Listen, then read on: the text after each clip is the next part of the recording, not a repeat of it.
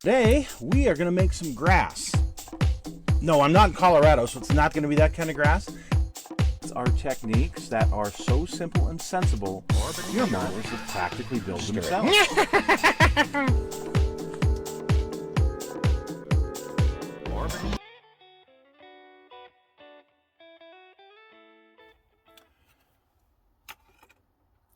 Okay, so now how do we remove the block here from the part? There's a couple of different ways.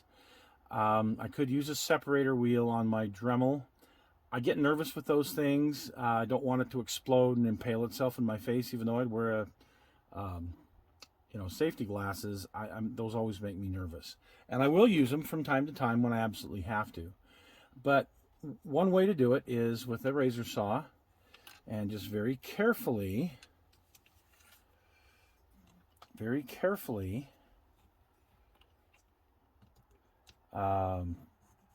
saw on this.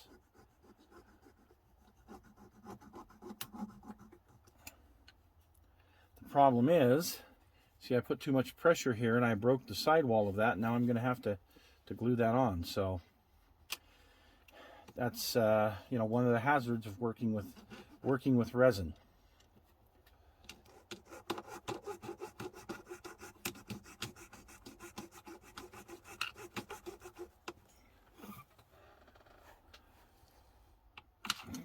Okay, we're through. I'm going to have to clean that up just a little bit. Fortunately, I didn't destroy it, but well, you get the picture. On some pieces, that's what you have to do. Now, on other pieces, depending on how they're molded, like for example, this was obviously molded down like this, and had this raised area here. Well, I'm not going to be able to razor saw this whole thing off, so I would Dremel, and what I did is I Dremeled it with a barrel or sand or whatever you want to call it, and got it down to a certain point, but then it's wavy. So then I had to put it on some sandpaper and just back and forth like this to get it as smooth as I could. And you could see some areas that, well, it's not perfect, but at least it is flat, which is good. This one I used a belt sander. Okay, I have a small belt sander that it's like a power drill, battery powered, and I put it up to the sander and just sand it down. You can see I need to go a little bit further. I didn't want to take the chance of goofing anything up, so I only went this far. So now what I'm going to do is I'm going to take a piece of sandpaper, probably like 80 grit, whatever I've got around here.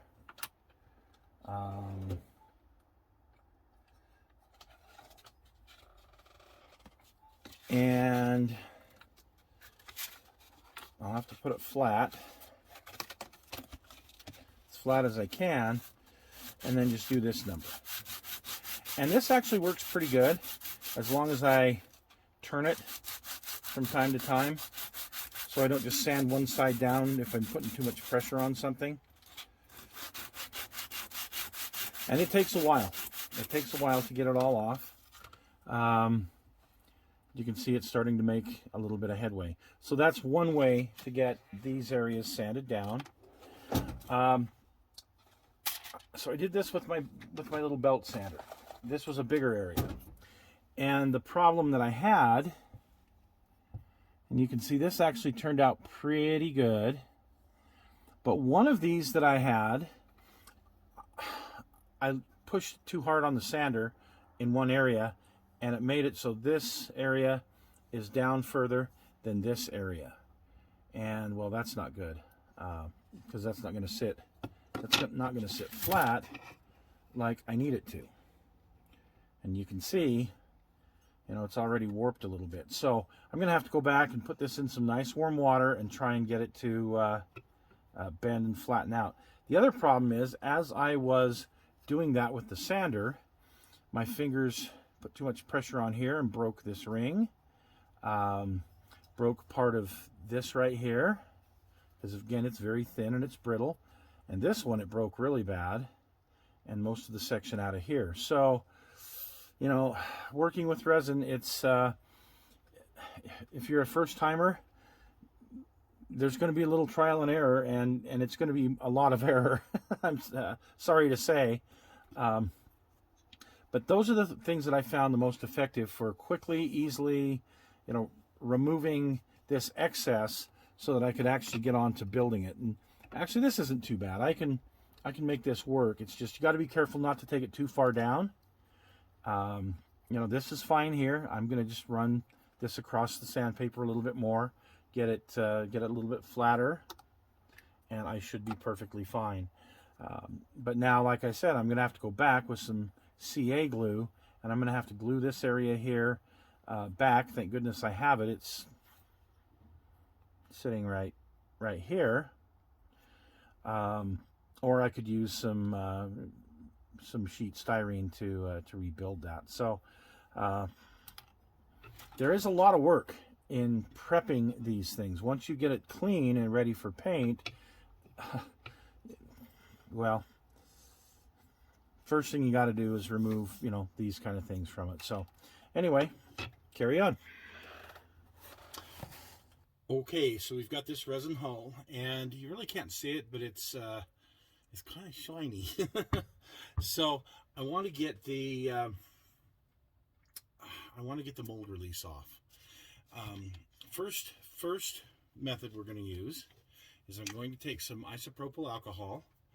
I believe this is my 90%, so I'm using the strong stuff. And I am just going to brush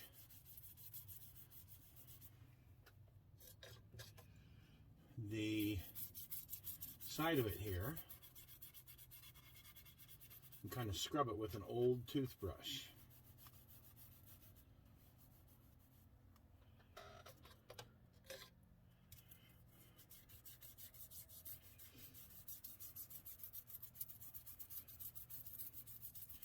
It's a good solvent. It should take off any of the mold release, any of the things that would be that could cause us problems on the hull when I go to paint it.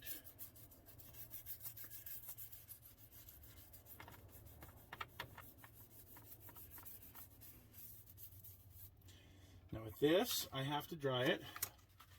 I don't have to rinse it. Like if I were to use like Dawn dish soap or something like that, that I would probably have to rinse because I wouldn't want to leave any residue. This I could let air dry if it was warm enough out here to actually air dry. It's a little bit chilly out here in the doghouse today. Okay, so we're gonna let that part of it dry, and then we're going to look at the next method that you could use if you so desire. Okay, so on this side we're going to take just some lacquer thinner and we're going to scrub it on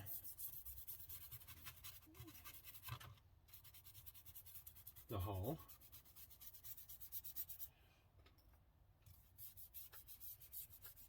Remember, this is resin, so the lacquer thinner shouldn't bother it.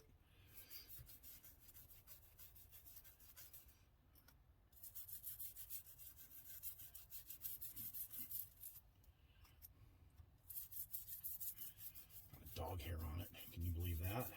In my house, of course you're going to believe it. Dog hair everywhere in my house. Okay. Kind of scrubbed it there, and now I'm still gonna dry this, mainly to remove any impurities.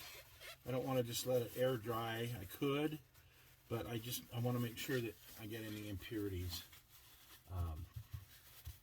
off that the solvent has taken out. So, and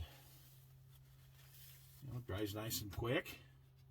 Look at it. It's not as shiny as it was, that's for sure. It's still shiny. So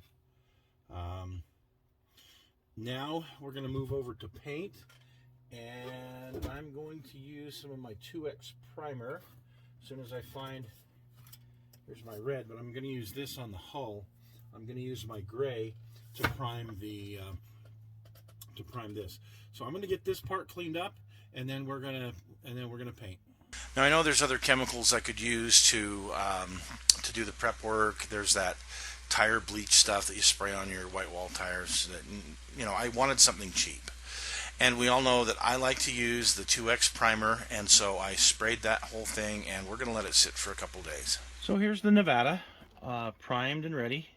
I've let it sit for nearly a week since I primed it, and I just used my 2X primer that I usually use. Okay, shook it up really good, and I put a couple of coats on that. Now I'm going to go back and I'm going to paint my, my sides, and I'm going to paint my deck and all of these details.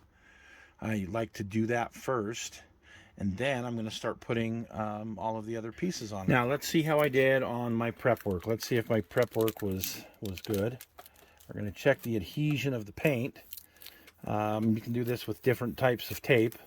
I'm going to use this strapping tape because it's real sticky. We're going to see if I goofed up. Hey, look at that. Nothing came off.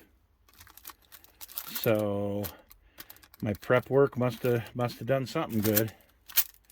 Yep, I'm not taking anything off of there. So let me show you what happens when you don't prep right. This is my West Virginia.